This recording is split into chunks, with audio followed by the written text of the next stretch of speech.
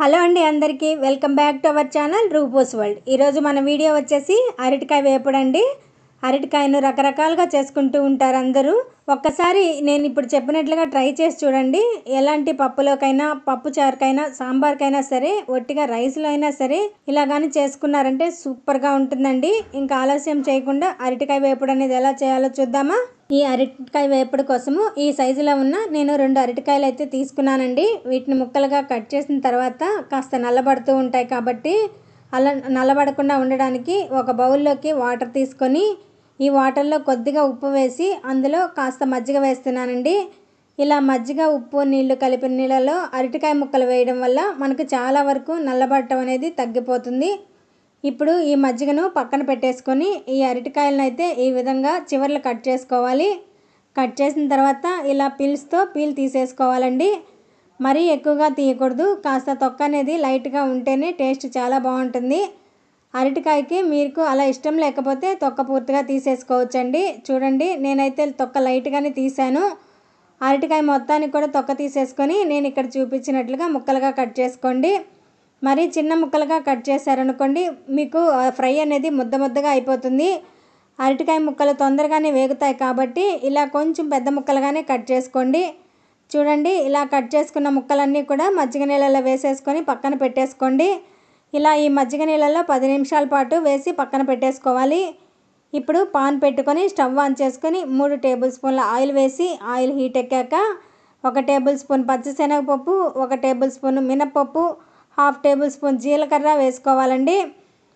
ఇందులోనే 1/2 table spoon ఆవాలు, 2 ఎండుమిరపకాయలు కూడా వేసుకొని వీటన్నిటిని కాస్త వేగనిచ్చి ఈ పోపు దినుసులన్నీ వేగిన తర్వాత మనం ముందుగా మజ్జిగలో వేసి నానబెట్టుకున్న అరటికాయ ముక్కలను శుభ్రంగా కడిగి ఇందులో వేసుకోవాలండి.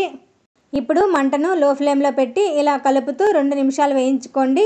ఇక్కడ మీరు నాన్ స్టిక్ పాన్ కానీ చేసుకున్నారంటే అరటికాయ ముక్కలు అంటుకోకుండా చక్కగా పొడి పొడిగా వస్తాయండి. అలా కాకుండా ఐరన్ పాన్ కానీ, అల్యూమినియం పాన్లో కానీ చేశారంటే కనుక ముక్కలు అనేది బాండెట్కి అంటుకుపోతూ ఉంటాయి. అందుకని మీ దగ్గర నాన్ స్టిక్ పాన్ ఉంటే దానిలో వేయించుకోండి. ఒకవేళ ఐరన్ పాను, అల్యూమినియం పాన్ కానీ ఉంటే కనుక దానిలో వేయించేటప్పుడు గరిటతో జాగ్రత్తగా కలుపుతూ వేయించుకోండి. అక్కడ ముక్క అనేది చిదిరిపోకుండా ఉంటే చాలండి. అలా 2 నిమిషాల తర్వాత ఇందులో కొద్దిగా సాల్ట్ వేసుకుంటున్నాను. అలాగే చిటికెడు పసుపు కూడా వేసుకుంటున్నానండి. ఇలా వేసిన తర్వాత మళ్ళీ కూడా చిన్నగా కలుపుతూ వేయించుకోవాలండి. లో ఫ్లేమ్లో పెట్టి నిదానంగానే వేయించుకోవాలి. చక్కగా వేగుతాయి. మరీ ఎక్కువగా కలపకండి. మధ్య మధ్యలో కలుపుతూనే నిదానంగా వేయించుకోండి. ఇలా వేగుతూ ఉన్నప్పుడే మనం ఇందులోకి కారం తయారు చేసుకుందామండి. ఇందులోకి కారం కోసంగా మిక్సీ జార్ ఒకటి తీసుకొని ఇందులో 2 ఎండుమిరపకాయలు అయితే వేసుకుంటున్నాను. మీరు కారం ఎక్కువ తినే వాళ్ళైతే ఇంకొక ఎండుమిరపకాయ వేసుకోండి. ఇందులో 1 టేబుల్ స్పూను ఎండు కొబ్బరి వేస్తున్నానండి. అలాగే 1 టీ స్పూన్ ధనియాలు, 1/2 టీ స్పూన్ జీలకర్ర, 1 టేబుల్ స్పూన్ నువ్వులు కూడా వేస్తున్నాను. నువ్వులు వేసుకుంటే వేపుడు అనేది టేస్ట్ చాలా బాగుంటుందండి. మీకు నచ్చకపోతే నువ్వులు స్కిప్ చేసేయచ్చు. ఇందులో 6 వెల్లుల్లి రెమ్మలు కూడా వేసుకుంటున్నానండి. అలాగే కొద్దిగా ఉప్పు అనేది ఇందాక వేసాం కాబట్టి ఇప్పుడు కొంచెం వేస్తున్నాను. ఇలా మరీ మెత్తగా కాకుండా కోర్స్గా గ్రైండ్ చేసి పక్కన పెట్టేసుకోండి. ఇప్పుడు చూడండి, అరటికాయ ముక్కలు అనేది 50% వరకు ఉడికిపోయాయి. ఇప్పుడు దీంట్లో నేను 2 కరివేపాకు రెమ్మలు వేసి ఫ్రై చేసుకుంటున్నాను. మంటని లో ఫ్లేమ్లోనే పెట్టి నిదానంగా వేయించుకోవాలండి.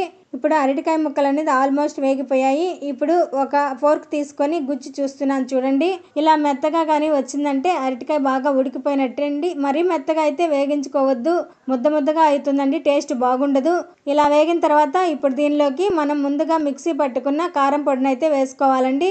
ఇలా కారం పొడి వేసేటప్పుడు మంటను లో ఫ్లేమ్లోనే పెట్టి వేయించుకోవాలి. కారం పొడి వేసిన తర్వాత 1 నిమిషం పాటే వేయించుకోండి. ఎందుకంటే మనం మిక్సీలో వేసిన ధనియాలు, జీలకర్ర, ఎండు కొబ్బరి, కారం ఇవన్నీ కూడా పచ్చివే కాబట్టి కాస్త వేపుకోవాలి. అందుకని లో ఫ్లేమ్లో పెట్టి 1 నిమిషం పాటే వేయించుకోండి. ఎక్కువసేపు వేయించొద్దు, మాడిపోతుంది. ఇప్పుడు చూడండి, 1 నిమిషం తర్వాత ఫ్రై అనేది ఈ విధంగా వేగుతుంది.